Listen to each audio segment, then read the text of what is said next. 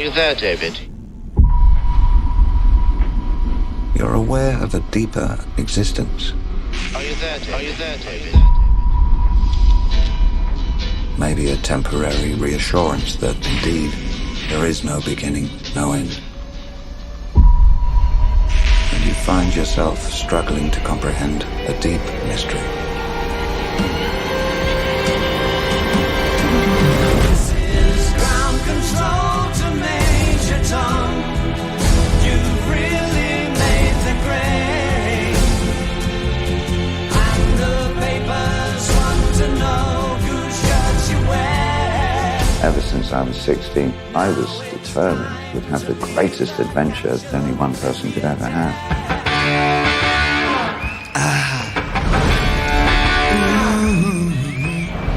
Aloha. It's Trinidad the Island Man, your Island Man, coming to you live once again from beautiful Hawaii here at the island of Oahu, bringing you, yes you, the best movie reviews on the entire island of Oahu. And yes, this is Trinidad the Island Man, your Island Man. And this weekend, opening weekend of the new movie, the quasi-David Bowie documentary called Moonage Daydream. And, well, I guess it just stars basically David Bowie. If you check the cast, that's the only one listed, even though it has, you know, various interviewers throughout his entire career. You know, everyone from Dick Cavett to many other older reporters and interviewers, TV hosts that wanted to interview this celebrity and get into his mind of what made him tick, David Bowie. All the way from his time as Ziggy Stardust, from the Spiders from Mars, way back in the 70s, to each of his iterations, you know, the Thin White Duke, until finally he began to feel comfortable in his own skin as just David Bowie. Well, remember our rating scale. Shock a thumbs up, it's good to see, I recommend it. Shock a thumbs down, it's junk, I don't recommend it. And for Moonage Daydream, the David Bowie sort of kind of retrospective documentary, kind of concert film as well, it is a strong shock a thumbs up.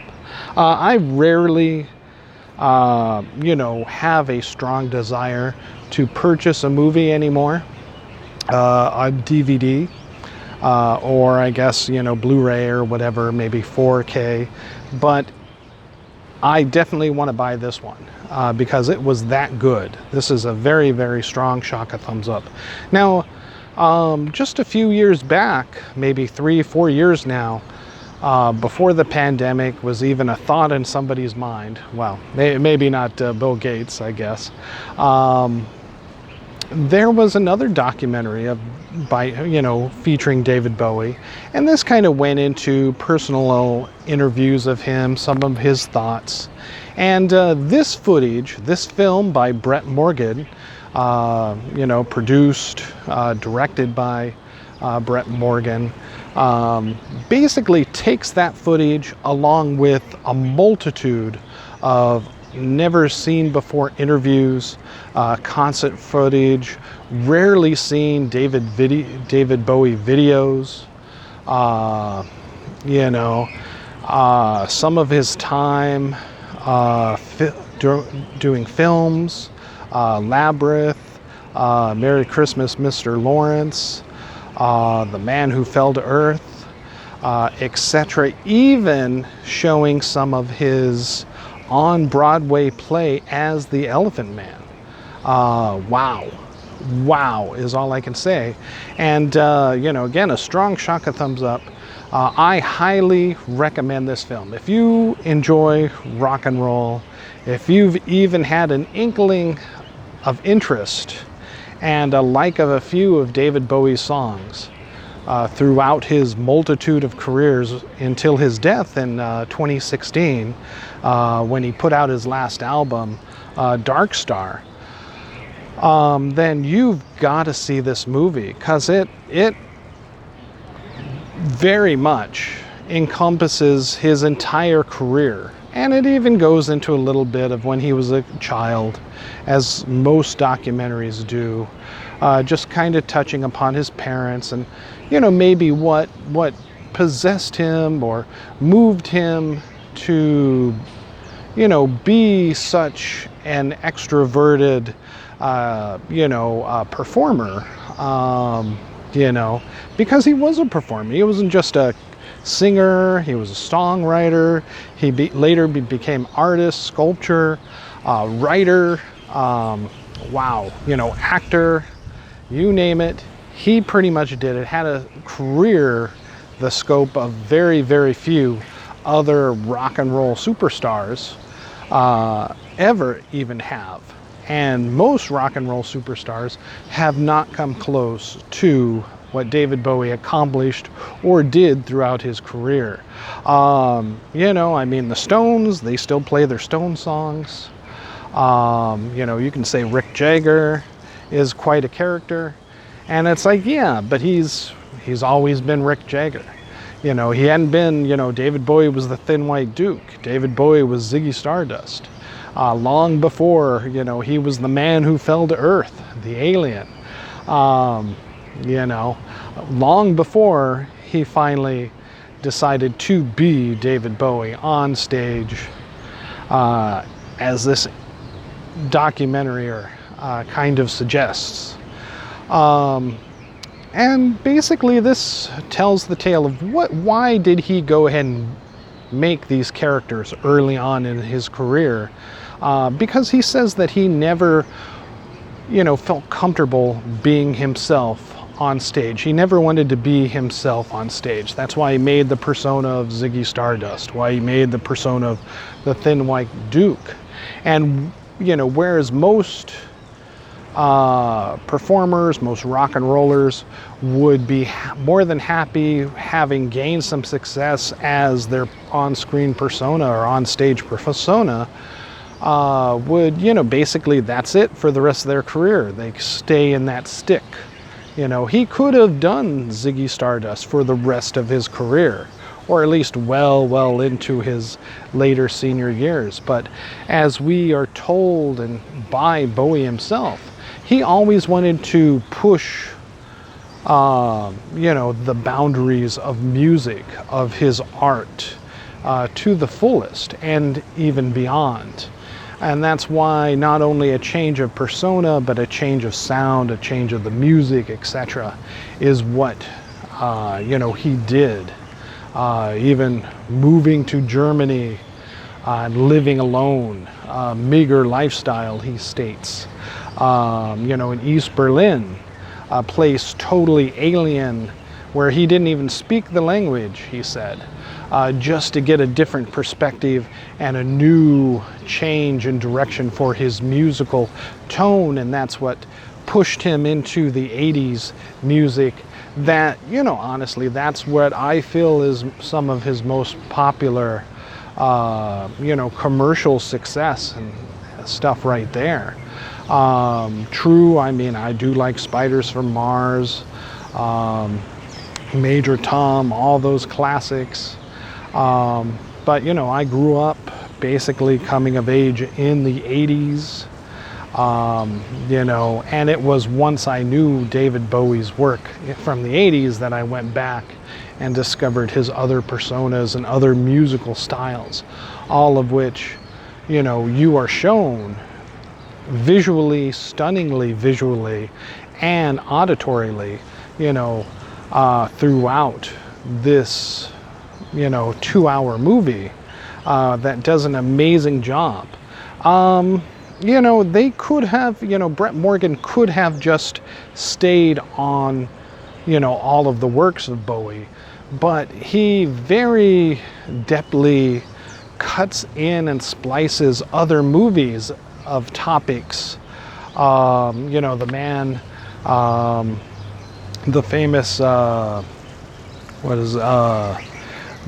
movie where the man plays chess with death is interspliced in there when Bowie's talking about his life and his mortality, You know, we see when he's singing about, you know, the spiders from Mars,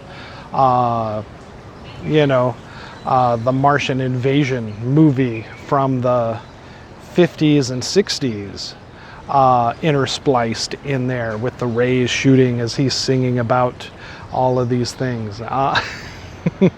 It's very, very entertaining and, like I said, visually stunning.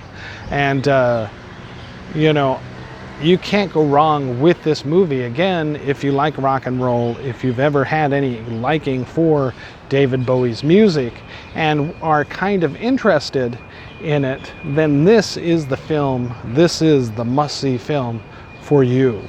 And like I said, I look forward to owning it. David Bowie in this film, he talks about how he used the trappings of these other personas. Basically, he says, you know, I took the styles of kabuki theater, mime, and New York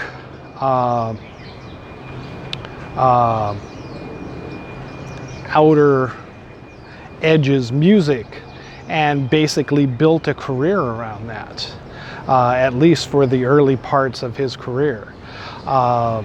And, you know, definitely he did that, breaking, you know, social norms, etc. Whereas, you know, you see like some concert footage where stadiums are packed, people are trying to get in, and, you know, they're just, wow, you know, I got to see Bowie. And he says that, you know, the personas he created were never as in depth as what the public, you know, added to them.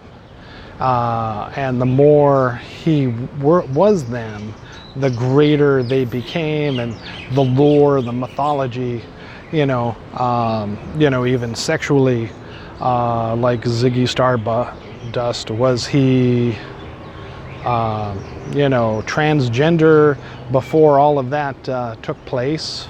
You know, I will say that I had friends who remember, I guess, you know, when Mick Jagger's wife says, you know, said in an interview that he, you know, that she caught Mick Jagger and David Bowie in bed together. So, you know, and then later on, you know, once he became maybe more fully personified, more confident in his own persona of David Bowie, you know, he married the great model Iman. And it even talks about how happy he was there. Again, changing up what he was and who he was.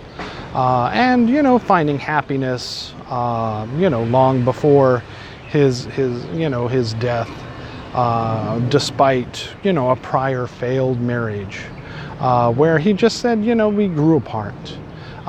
So yes, this is a great, you know, concert film, documentary of David Bowie's life, his career, his thoughts and ideas.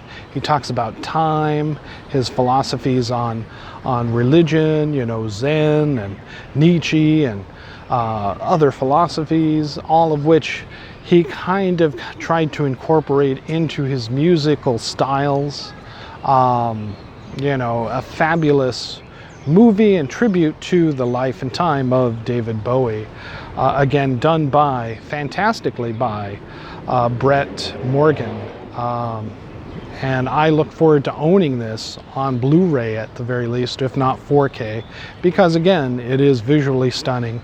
And, you know, the concert footage, the interview footage alone is worth having in one's own collection of library and movies.